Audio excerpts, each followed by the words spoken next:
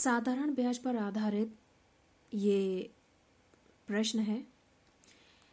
100 रुपये का 15% की दर से 2 वर्ष का ब्याज कितना होगा, मिश्रधन कितना होगा यह भी बताइए। तो यहाँ हम देख रहे हैं कि 100 रुपये का 15% की दर से 2 वर्ष का ब्याज पूछा गया है। तो यहाँ ये जो 100 रुपये हैं ये है हमारा मूलधन।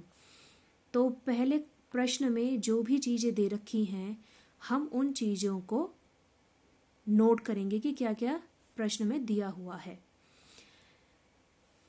तो यहाँ मूलधन दे रखा है 100 रुपये,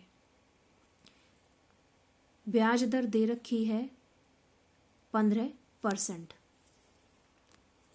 तो यहाँ हमने मेंशन किया कि दर दे रखी है 15 और 2 वर्ष के लिए ये 100 रुपये लिया गया है। तो समय हो गया हमारा 2 वर्ष। अब हमसे प्रश्न में पूछा क्या है, ब्याज। तो पूछा गया है ब्याज और साथ में पूछा गया है कि फिर मिश्रधन कितना होगा ये भी बताना है। तो ब्याज का यहाँ सीधा सीधा ब्याज का हम फॉर्मूला लगाएंगे। हम जानते हैं कि साधारण ब्याज बराबर होता है मूलधन गुणा दर गुणा समय बटे 100। तो यहाँ हमने फॉर्मूले में जो भी वैल्यूज़ दे रखी थी मूलधन की, दर की और समय की वो लिखी। मूलधन था हमारा 100, दर थी हमारी 15, समय था हमारा 2 वर्ष।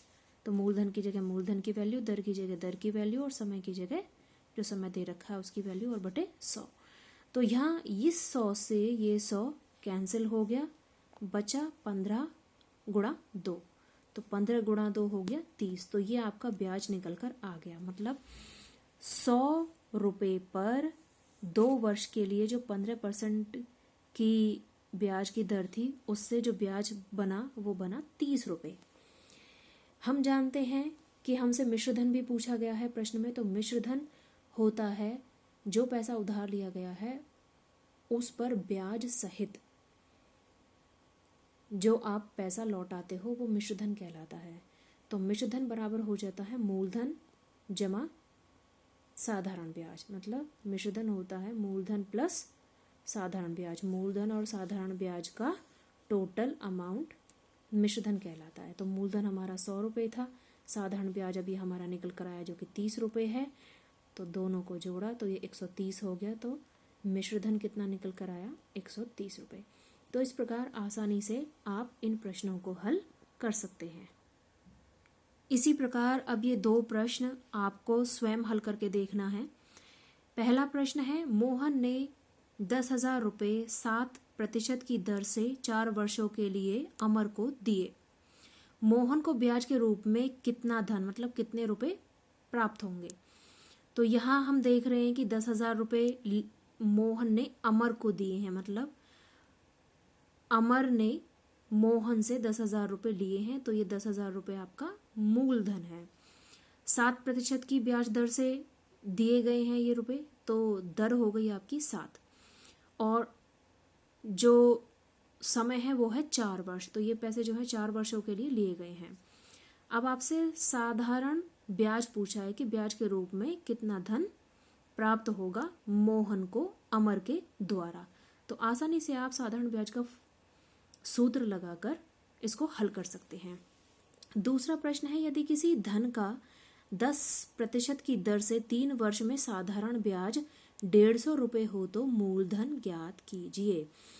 तो यहाँ थोड़ा सा चेंज हो गया है। इस प्रश्न में दिया है यदि किसी धन का, तो यहाँ जो धनराशि है वो ज्ञात नहीं है, लेकिन इसमें हमें दर ज्ञात है, समय ज्ञात है और साधारण ब्याज ज्ञात है।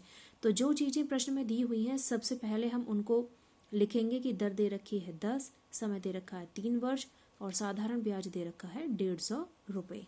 लेकिन जो धन लिया गया है वो धनराशि ज्ञात नहीं है। मतलब जो मूलधन है वो हमें पता नहीं है और मूलधन ही हमसे प्रश्न में पूछा है। तो हम पहले ही आपको बता चुके हैं कि मूलधन का जो फॉर्मूला है वो होता है साधारण ब्याज गुणा 100 बटे दर गुणा समय। तो इस फॉर्मूले में आप इनसे संबंधित जो वैल्यूज़ दे रखी हैं उनको रख कर आसानी से मूलधन ज्ञात कर सकते हैं। जैसे कि यहाँ आपको साधारण ब्याज दे रखा है 150 रुपये गुणा 100 बटे दर दे रखी है 10 और समय दे रखा है 3। इस ज़ीरो से ये ज़ीरो कैंसिल हुई, 3 से 15 5 बार कैंसिल हुआ, 3 एकम 3 और 3 पंजे 15। तो यहाँ हम देख रहे हैं 5 की 100 में गुणा हो गई और नीचे 1 है वो ऐसे ही निकल कर आ गया 500 रुपये। 5 गुणा 100 बटे 1 मीन्स 500 रुपये। तो ये आ गया 500 रुपये आपका मूलधन। तो इस प्रकार से आप आसानी से प्रश्नों को हल कर सकते हैं।